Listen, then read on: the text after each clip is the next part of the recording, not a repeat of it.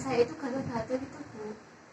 Oh iya, di sini nanti saya akan memberikan KIE tentang personal hygiene saat menstruasi ya Bu ya. Yes Bu. Di sini dengan Ibu siapa? Dinda Bu. Oh iya, umurnya berapa Ibu? 16 tahun Bu. Ya, ini sedang haid atau tidak Bu? Tidak Bu. Oh iya Bu, sekarang ya Bu? Iya. Oh iya, sekarang ya. Hari keberapa Bu? Hari ketiga. Oh iya, kemudian Ibu itu sehari itu bisa ganti pembalut berapa kali Bu? 2-3 kali Bu. Oh iya, tadi untuk hasil pemeriksaannya itu tekanan darahnya itu 110/70, kemudian pernafasannya 20 kali per menit, nadi 86 kali per menit, suhu 36,4 derajat Celcius ya Bu ya. Kemudian pahanya itu terlihat kemerangan Bu. Iya. Gatal itu. Kemudian Ibu apakah sudah pernah mendapatkan pendidikan kesehatan atau mengetahui personal hygiene pada saat menstruasi Bu? Belum itu Bu. Ya, di sini nanti saya akan menjelaskan ya Bu ya. Yang pertama itu mulai dari pengertiannya terlebih dahulu. Untuk pengertian personal hygiene saat menstruasi yaitu perilaku yang berkaitan dengan tindakan untuk memelihara kesehatan dan upaya menjaga kebersihan pada daerah kewanitaan saat menstruasi ya Bu ya. Kemudian untuk faktor-faktor yang mempengaruhi perilaku personal hygiene pada saat menstruasi yaitu yang pertama itu ada citra tubuh Ibu atau penampilan. Nah, untuk penampilan umum seseorang itu dapat menggambarkan pentingnya hygiene atau kebersihan pada orang tersebut ya Bu ya. Kemudian yang kedua itu ada praktik sosial. Pada kelompok-kelompok sosial dapat mempengaruhi perilaku higienis atau kebersihan. Pada anak-anak yang selalu dimanja dalam hal kebersihan diri, maka kemungkinan akan terjadi perubahan perilaku higien atau kebersihan Ibu. Ya Bu. Kemudian yang ketiga itu ada tingkat ekonomi.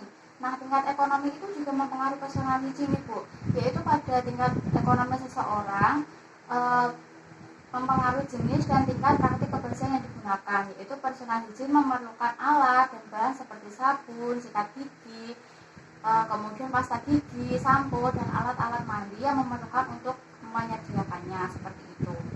Nah, selanjutnya itu ada pengetahuan tentang menstruasi Bu, yaitu pengetahuan yang baik akan mempengaruhi perilaku kesehatan karena ketidaktahuan maka perilaku kesehatan tidak diterapkan Bu.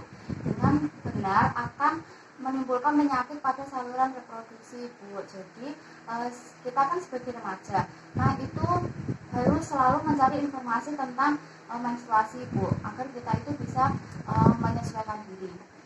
Kemudian selanjutnya itu ada budaya Bu, yaitu kepercayaan budaya seseorang dan nilai pribadi memengaruhi personal hygiene Bu, yaitu orang yang dari latar belakang kebudayaan yang berbeda mengikuti praktik keperawatan diri yang berbeda seperti itu. Kemudian kebiasaan seseorang.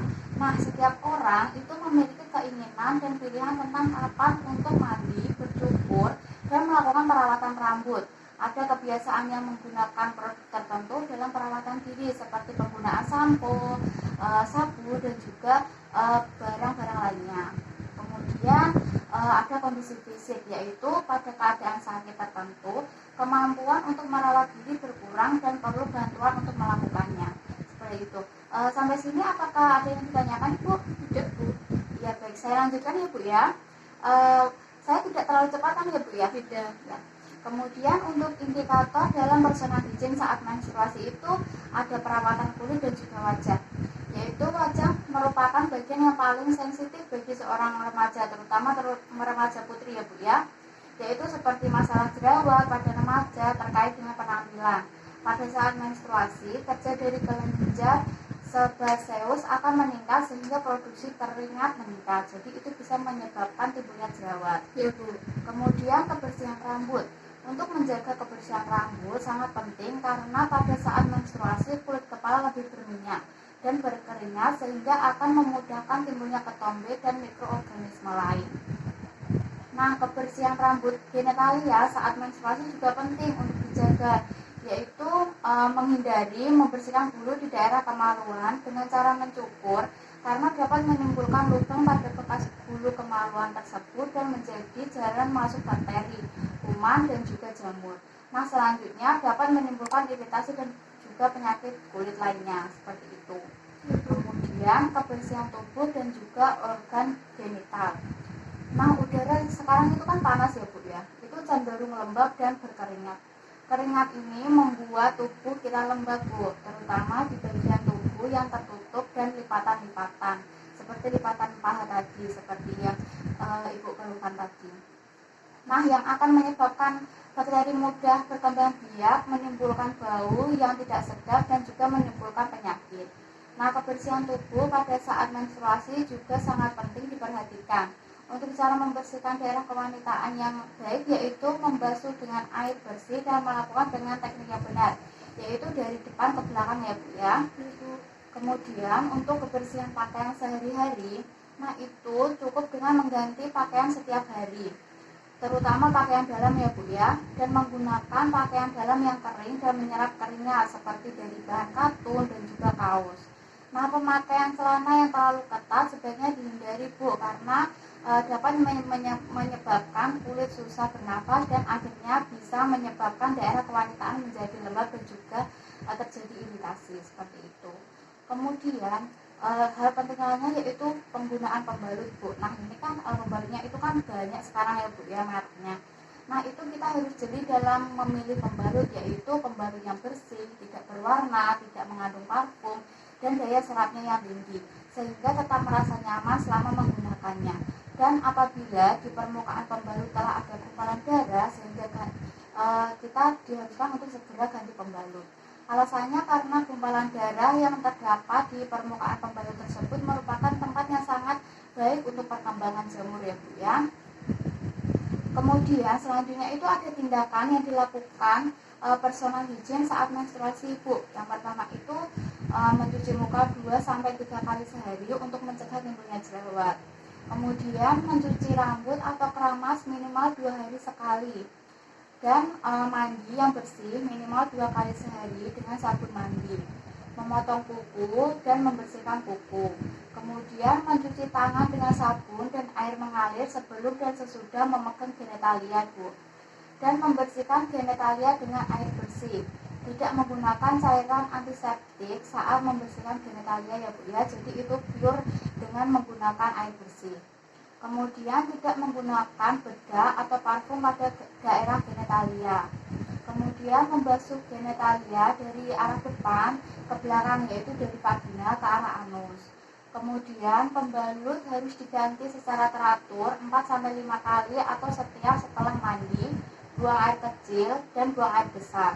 Kemudian mencukur atau merapikan rambut kemaluan karena bisa ditumbuhi jamur atau kutu yang dapat menimbulkan rasa tidak nyaman dan gatal ya Bu ya. Sampai di sini ada yang ditanyakan? Tidak Bu. Ya, saya lanjutkan ya Bu ya. Ini yang terakhir yaitu dampak yang sering timbul pada masalah personal hygiene ya Bu ya. Yang pertama itu ada dampak fisik, yaitu akan menimbulkan infeksi pada alat reproduksi, kanker leher rahim, keputihan, dan jika tidak segera ditangani akan menyebabkan kemandulan Bu, sehingga menurunkan kualitas hidup individu yang bersangkutan. Nah, yang kedua itu ada dampak psikososial, yaitu masalah-masalah sosial yang berhubungan dengan personal hygiene adalah gangguan kebutuhan rasa nyaman, aktualisasi diri, dan gangguan interaksi sosial seperti itu. Nah, sampai di sini apa ada yang ditanyakan Ibu?